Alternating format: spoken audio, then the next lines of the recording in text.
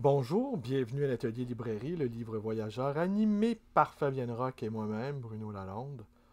Ouf, les 10 premiers jours de l'année commencent sur des chapeaux de roue, avec l'affaire GM qui ne cesse pas de connaître de nouveaux développements. Ses livres sont retirés. Ses livres sont retirés également de la grande bibliothèque à Montréal, et eux-mêmes s'appuient sur le communiqué de presse de Gallimard. On appelle ça.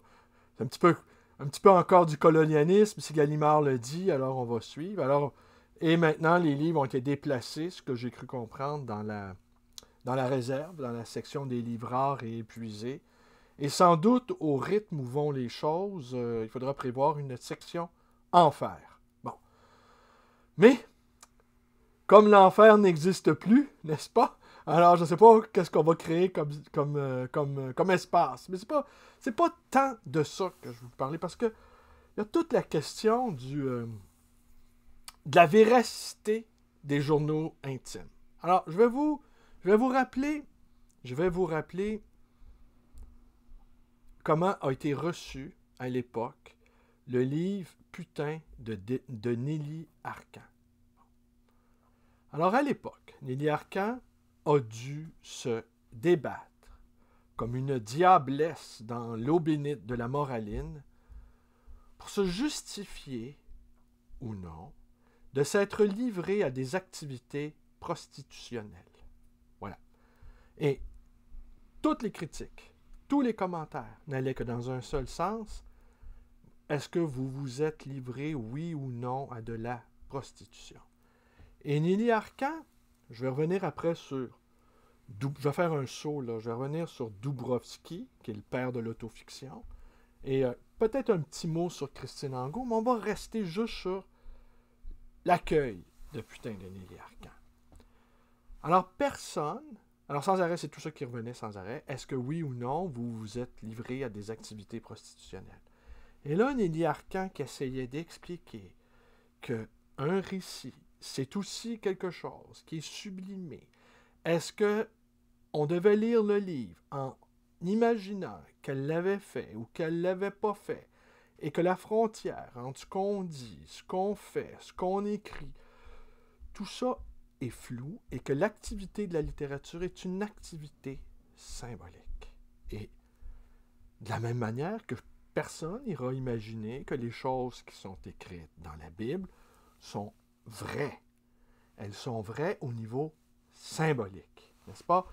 On ne sait pas si Caïn a tué Abel. On ne sait pas, on n'a jamais retrouvé le corps, et Abel, Caïn, lui, n'a été que torturé par sa conscience parce que l'œil de Dieu était posé sur lui. Alors ça, c'est la conscience qui agissait, qui le taraudait. Il a fini sa vie dans la culpabilité. Bon, ça, on sait ça.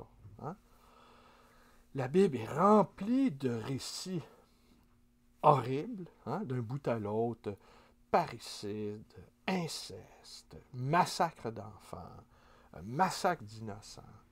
Et notre clergé, à l'époque, prenait bien garde de retirer la Bible de nos mains afin que nous n'interprétions pas mal ce qui était contenu dedans. Et les messes étaient en latin, et forcément, alors là, nous n'y voyions que du feu. Alors, je reviens à... Est-ce que je reviens à Nelly Arcan? Alors, pendant des mois et des mois et des mois, Nelly Arcan a voulu être jugée sur la qualité littéraire de son livre. Et ça, dès le départ, on lui a refusé cela. Alors, c'est sûr que d'aller expliquer, de commencer à donner des cours de littérature à des gens qui lisent au premier degré et qui appartiennent en plus à une tradition où on ne pouvait pas, contrairement aux protestants, interpréter par nous-mêmes, librement, individuellement, la Bible, ça ne prédispose pas à des qualités d'herméneute, d'interprète de texte, autrement dit. On se comprend.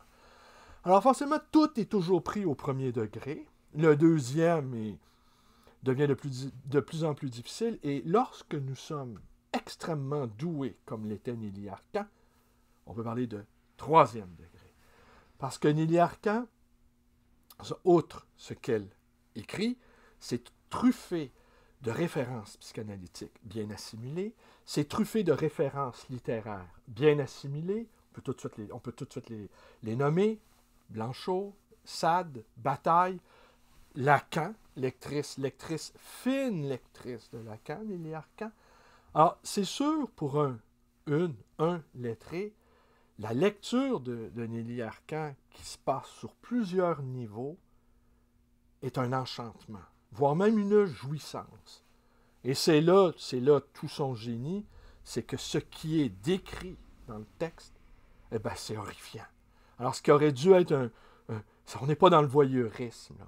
Et c'est accablant. Ce qui faisait dire à Gilles Marcotte, qui avait un œil de lynx, que Nelly Arcan avait une écriture janséniste. C'était douloureux ce qu'elle racontait, Nelly Arcan. Ça n'a pas de partie de plaisir, là. Hein? Mais jamais elle n'a pu se dégager de ça, du stigmate du premier niveau de lecture. Elle n'a jamais pu. Alors, elle s'est défendue.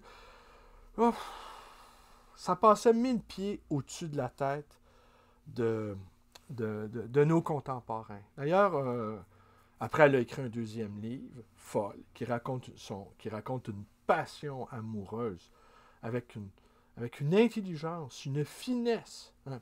Là, ça s'appelait Folle, parce qu'il fallait être bien folle pour être amoureuse aussi. Alors, on se retrouve aujourd'hui, personne ne semble s'interroger sur le fait, je reviens à GM, personne ne semble s'étonner, bon, pas d'avoir commis des monstruosités comme il l'a fait, mais de se livrer ainsi en pâture en l'écrivant. Ça, personne, tout le monde a l'air de penser que d'être un pervers de haut vol et de relater et publier dans des maisons d'édition prestigieuses, eh ben ça, c'était normal. Tous les pervers font ça.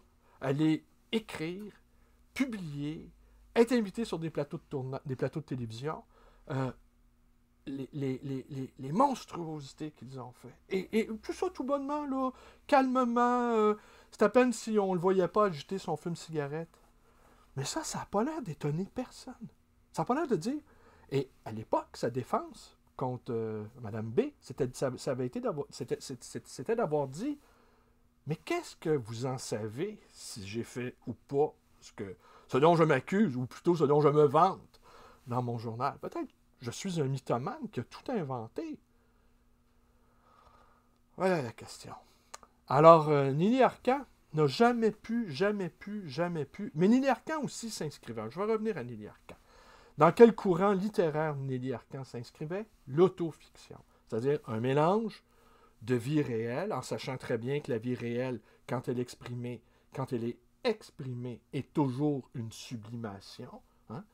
Et l'écriture à proprement parler, elle, qui est toujours une mise en distance, une mise à distance critique, qui est toujours un effet de style. Hein? On va juger d'une écriture par ses qualités. Dans le cas de Nelly Arcan, concision, précision, une écriture très resserrée, presque... elle avait fait sien le mot de Faulkner, « Kill your baby ». Elle les a toutes tuées, ces phrases amoureuses, hein, ces phrases jolies. C'était un massacre. Alors, tout était, comme on dit en langage de musique, tight. Hein, tout était là, à point, là, calibré. Mais elle se réclamait quand même d'un auteur qui a créé le terme d'autofiction, Serge Doubrovski. Et là, moi, je vais vous faire un aveu de lecteur.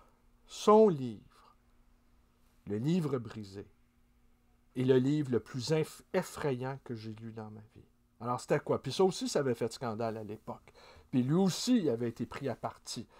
Et là, lui, comme il avait inventé le terme d'autofiction et qui était professeur aussi dans une université spécialiste de Corneille, grand lecteur de Sartre aussi.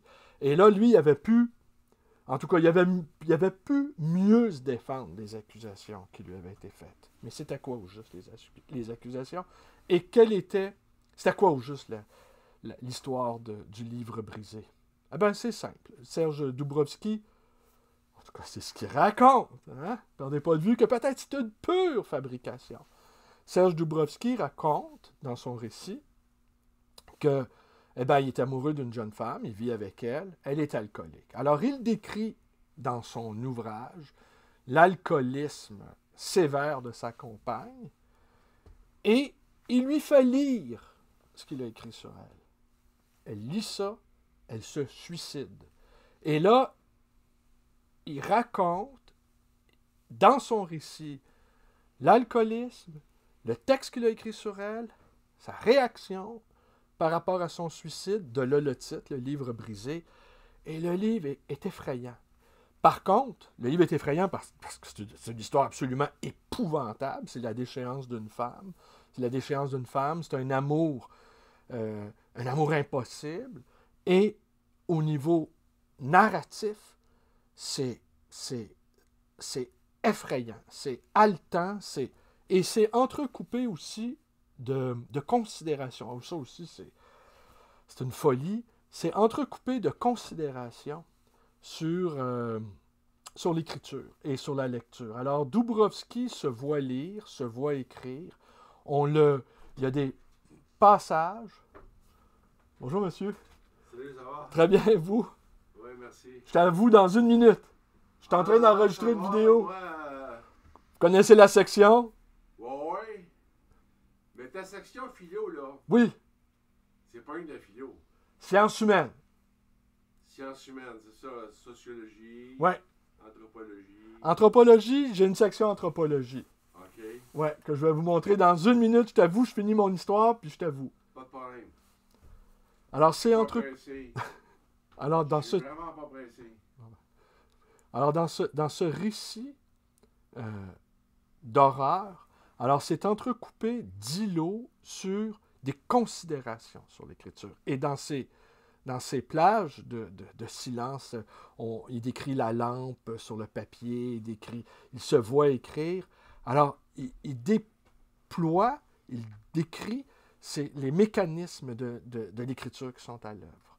Alors, c'est assez prodigieux parce qu'il y a le mode d'emploi de l'autofiction et en même temps, il y a ce qu'il raconte dans sa vie de professeur à l'université. Alors, c'est des récits, dans les récits,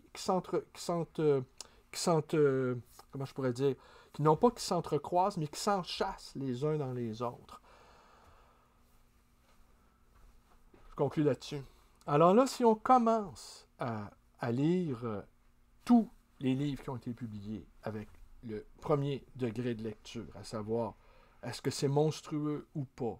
Est-ce que c'est vrai ou pas? Parce que tout ce qui est monstrueux n'est pas nécessairement vrai, et tout ce qui est vrai n'est pas nécessairement monstrueux. Alors là, on n'est pas fini. On n'a pas fini nos crêpes. Quant à moi, là, je vais conclure là-dessus. Je crois que la littérature, elle est innocente. Et c'est peut-être la dernière chose innocente. Parce que autre chose aussi, vous êtes hyper nombreux à vous scandaliser, à juste titre, des révélations de GM, mais vous quand même, vous passez votre vie devant les écrans, vous êtes affamés de téléséries où il y a des meurtres à profusion, où il y a des abus de toutes sortes sur les femmes, sur les enfants, il y a des tueurs en série. Vous lisez des romans policiers scandinaves, vous en êtes friands, et ce n'est que des descriptions d'horreur. Vous savez que ce n'est pas vrai, cependant. Vous savez que c'est de la fiction. Mais vous vous nourrissez quand même mal au niveau littéraire. Hein? Mais après ça, est-ce que vous êtes en mesure de juger que vous êtes assez affiné, que votre esprit est assez développé pour juger de l'œuvre, par exemple, de Nélie Arcan? Eh bien, permettez-moi d'en douter. Alors là-dessus, je vous laisse, je vous souhaite une bonne journée. Alors, on va poursuivre parce que l'enfer est en train de se recréer. L'enfer, c'est la section... Ah oui, puis l'enfer, il y avait juste les curés qui avaient le droit de lire les livres qu'on mettait dans la section enfer. Balzac était interdit à Montréal jusque dans les années 50. Et le haut clergé, lui, pouvait lire Balzac. Mais le petit peuple qui n'avait pas le droit d'accès à la Bible avait, à plus forte raison, pas accès à Balzac. Alors, est-ce qu'on s'approche de ce moment-là où il n'y aura que des gens moyennement allumés comme moi, disons, qui auront le droit de lire Bataille, Blanchot, Sade et autres auteurs du soupçon? Hein? Eh bien, j'espère que non. J'espère qu'on va préserver cet espace de liberté qu'est la littérature. Je vous remercie d'être avec moi. Portez-vous bien et peut-être à demain pour de nouvelles aventures YouTubesques. Je retourne à mes activités de libraire. Merci, bonne journée à tous.